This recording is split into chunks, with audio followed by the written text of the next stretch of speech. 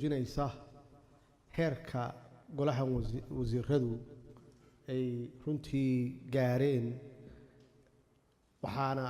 afarta tubood aad soo bandhigteen maanta ee siyaasadda loo dhan yahay tubta dhaqaalaha iyo horumarka tubta amniga iyo horumarinta arrimaha bulshada xaqiiqatan waxaad muujiseen iyo shaqadan quruxda badan aad maanta soo bandhigteen aasaas waxa u ah xasilooni siyaasadeed haddii sidii cadada ahaan jirtay la isqaqabsan lahaa oo aysan jiri lahayn wada shaqayn intaan oo horumar ah aad maanta soo bandhigteen lama gaarin waxaa lagu gaaray waxa weeye wada shaqayn xukuumadda iyo madaxtooyada iyo baarlamaanka ka dhaxaysa iyo weliba guud ahaan shacabweynaha Soomaaliyeed oo runtii aan aaminsanahay inay raali ka yihiin hawsha aad haysaan annagoo wax ka baranay wixii aan soo marnay taariikhdii aan soo marnay oo dalkan ragaadisay oo dib u dhigtay haba ugu dambeeyaan 17 sano ee aan soo marnay waxaad gaarteen meel aad runtii aad ku faani kartaan ummadda shacabka Soomaaliyeedna ay idinku faani karaan oo wax qabad la taaban karo oo qorshihiis wata oo afartaas tubood aad sheegteena waxaa kale oo runtii ay dhashay intaas aan sheegay wada shaqaynta iyo xasiloonida waxay dhashay dawlad wanaag oo caalamkii maanta uu nagu ammaanayo oo ay sheegaan Soomaaliya in la aamini karo maanta oo inta dhaqaalaha halkan lagu soo bandhigay ama maalmahan aan ka hadlaynay waxaa suurtagelisay inay yiraahdeen dawladdan waa dawlad hufan oo nidaamsan oo aan wax ku darsan karno kuma imaanin sheeko la isu sheekeeyay kuma imaanin waxay ku timid wax qabad muuqda oo xukuumadda nabad iyo nolol ay ugu duwan tahay dawladihii ka horreeyay xaqiiqatan ma aha waxaan idinku ammaanayo ama idinku faaninayo laakiin waa in la sheego waxa wanaagsan in la sheego taasna markhaati waxaa ka furay oo markhaati ka noqday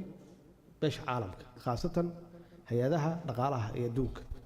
yaa caddeeyey dawlad wanaaggaasi waxaan markhaati madoonto ah oo aan caddeennay oo kow ka ah la dagaalanka musuqmaasuqa dawlad wanaaggeeda lagama shaqayn karo haddii uu liik hadduu jiro oo ummadda shacabka Soomaaliyeed waxay laga soo qaaday qof shakhsi ah oo si personal ah ama si gaar ah ugu takrifalayo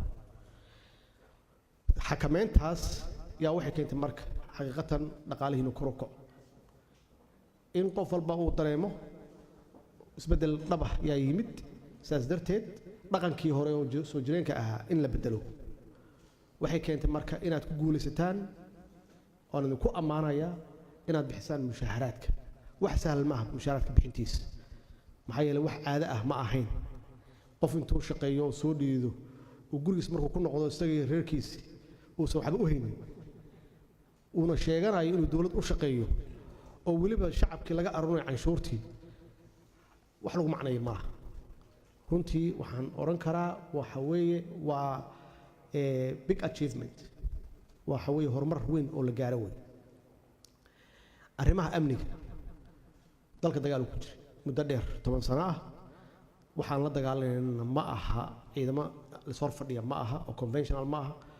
waa ciidamo ku dhufo ka dhaqaaq ah oo xag jira ah oo nolosha aan qiimo u lahayn wiilasheenina waqti dheer ayay qaadanaysaa la dagaalankooda iyo inaan ka adkaano annagoo isku dareyno xoog iyo xeelad iyo inaan raadino waxaan kala hadli karno aan ka soo saari karno arrimaha bulshada oo aad sheegteen iyada naftigeeda waxaan aaminsanahay shacabka Soomaaliyeed inay ku qanacsan yihiin dawladda nabad iyo nolol xaqiiqo waay inay ku qanacsan yihiin 100% oo taageero buuxda aad ka haysaan oo aad fahamsan tihiin inaad nasiib u yeelateen inaad u adeegtaan shacabkaas ammaanadoodana u haysaan si maxaan ku raahdaa hufana aad hawshiina uga soo baxdaan taasna runtii waxaan ku ammaanayaa ra'iisul wasaaraha oo runtii isagu muujiyey leadership golahan dhexdiisa muujiyey leadership maxaa yeelay waxa weeye waxaan ku heshiin aniga isaga xaqiiqatan oo markhaati ka tihiin in dalkan muddada dheer burburayay inaan u istaagno idinkana garab yaa u noqoteen oo runtii waa fuliseen awaamirtiis aad iyo aad yaan kugu mahad celinaya waxaa intaas dheer oo afarta tubta ah aad sheegteen aan ku dari lahaa aniga oo muhiim ah weliba waqtiga hadda aan ku jirno tubta siyaasadda arrimaha dibadda waa muhiim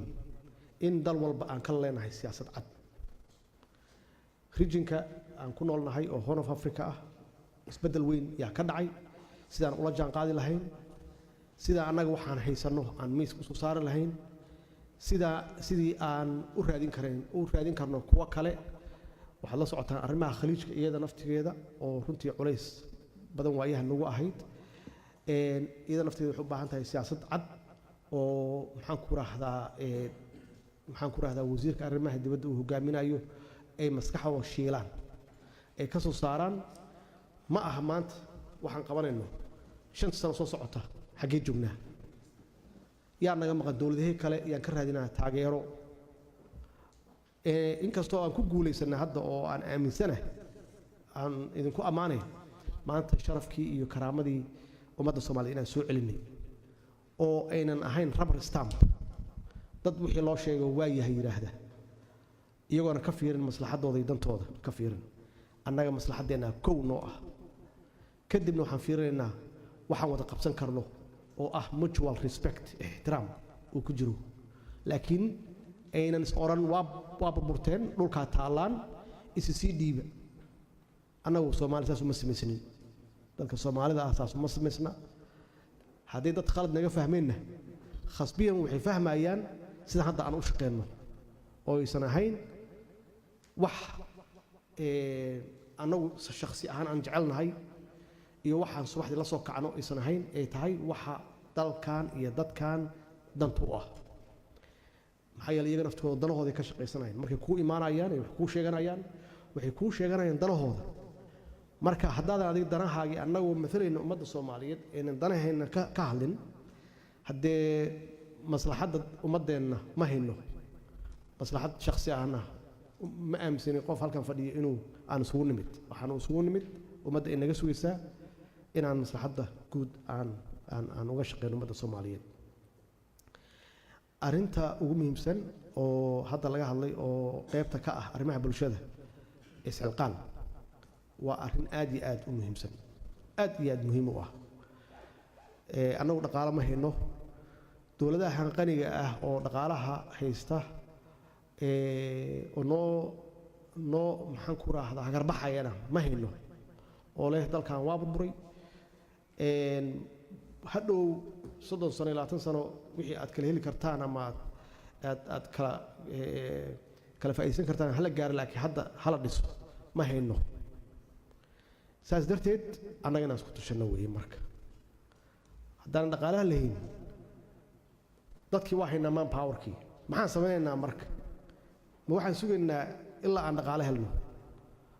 dhaqaaluhu wuxuu ku yimaadaa horta inaad kacdo aad shaqayso oo waxa adiga aad haysto aad wax ka samayso horta iyo dhaqaalaha ku yimaadaa marka inaan xooggeena isticmaalno caqligeena isticmaalno saas u sameeyna dadkeena inaan ku abaabulno la rabaa idinkaana u ah hogaankii dadka idinka la rabaa iyo wasaaradihiina inaan ka bilowdaan shaqada waxa igu maqaala ah ilaa 6 kun inay gaarayaan shaqaalaha rayidka ah ciidamaduna waa 26 kun intaan mushaharka siino intaas haddii la isku daro kaligood yaa magaaladan bilicdeeda waxay ka soo saari karaan Rome oo kale ama Paris oo kale xaqiiqatan haddaan shaati u laabanno oo kaliya 4 saacadood usbuucii aan u labisano waxaan aaminsanahay magaaladan inay bilicdeeda la tartamayso magaalooyinka horumaray inay la tartamayso marka waxaan nahay xoog fadhiya waxaan sugaynaa ummad kale inay noo timaado ama dalkaan noo xoreyso ama dalkaan noo dhisto taasna waxaan sugaynay 30 sano waan imaan weydi maxaan sameeynaa marka ma 30 sano kale sugaynaa marka in loo yimaado sidii inaan curyaan nahay idinkaa la rabaa inaad bilowdaan wasiirada la rabaa inay bilaabaan wasiirada la rabaa inay bilaabaan oo ay tusaan shaqaalahooda wasaaraddeeda qashin ma hor ooli karo meesha bacaadka ah waa inaan ubax ku beero oo aan biyeeyo marka taas keento shacabku waxaan oran karnaa soo baxa marka qof walba Soomaaliya hadduu galiyo isbuucii 2 saacadood Soomaaliya dhan ku dhisi karnaa jidad ha ahaato maxaan ku raahdaa dhismaha ahaadaan warshado beero wax walbaba inta hadda ay howlwadeennada sheegeen golaha howlwadeennada ay sheegeen xafiiska ra'iisul wasaaraha ay sheegeen toobka ay sheegeen ka marna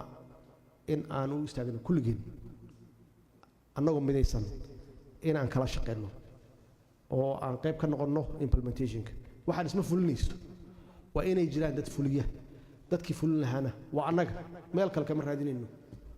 cid kale aan ka raadsanayno ma jirto marka waa ku faraxsanahay in aan maqlay inuu jiro halbeeg shacabka Soomaaliyeedna runtii maanta markay dhageystaan programkiina ay fahmaan meesha aan joogno iyo meeshaan u soconno waxaan aamsanahay qulubtooda inay degayso ay ogaanayaan inay jiraan golo wasiiro oo u maqan oo ka fakaraya oo leh qorshe howleed